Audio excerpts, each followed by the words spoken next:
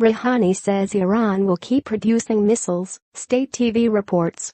Dubai, Reuters, Iran will continue to produce missiles for its defense and does not consider that a violation of international accords, President Hassan Rouhani said on Sunday in a speech broadcast on state television. Rouhani spoke days after the U.S. House of Representatives voted for new sanctions against Iran's ballistic missile program, part of an effort to clamp down on Tehran without immediately moving to undermine an international nuclear agreement. He also met the head of the UN nuclear watchdog in Tehran, who again vouched for Iran's compliance with the 2015 accord that curbed its nuclear program in return for sanctions relief, which has drawn fire from U.S. President Donald Trump. "We have built, are building and will continue to build missiles, and this violates no international agreements," Rouhani said in a speech in Parliament. The United States has already imposed unilateral sanctions on Iran, saying its missile tests violate a UN resolution that calls on Tehran not to undertake activities related to missiles capable of delivering nuclear weapons. Iran denies seeking nuclear weapons and says it has no plans to build nuclear-capable missiles. Rouhani also criticized the United States over Trump's refusal this month to formally certify that Tehran is complying with the accord on Iran's nuclear program, even though international inspectors say it is. "You are disregarding past negotiations and agreements approved by the UN Security Council and expect others to negotiate with you," Rouhani said. "Because of the behavior it has adopted, America should forget any future talks and agreement with other countries," Rouhani added, referring to unnamed countries in East Asia, an apparent reference to North Korea.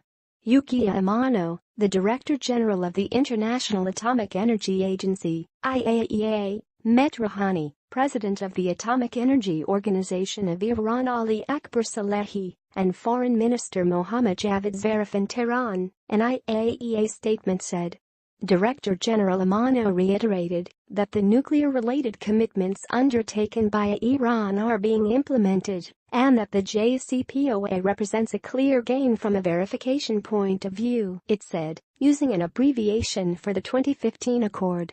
For the future, he stressed the importance of full implementation by Iran of its nuclear-related commitments in order to make the JCPOA sustainable. Trump's decision not to certify Iranian compliance with the landmark nuclear deal between Iran and 6 world powers means Congress now has less than 60 days to decide whether to reimpose sanctions on Tehran that were lifted under the agreement that Amano's agency is in charge of policing. Iranian's supreme leader Ayatollah Ali Khamenei has said Tehran will stick to the agreement as long as the other signatories do, but will shred the deal if Washington pulls out, as Trump has threatened to do.